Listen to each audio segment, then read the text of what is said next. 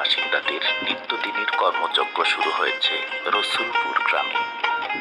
কেউ কলা নিয়ে এসেছে, কেউ সবজি, কেউ এসেছে সবজি কিনতে, আবার কেউ এসেছে বিক্রি করতে।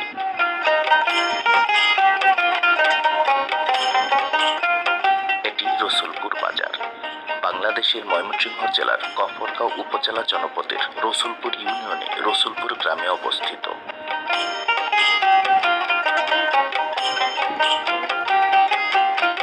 প্রতিদিন সকালবেলা এখানে টাটকা শাকসবজির হাট বসে।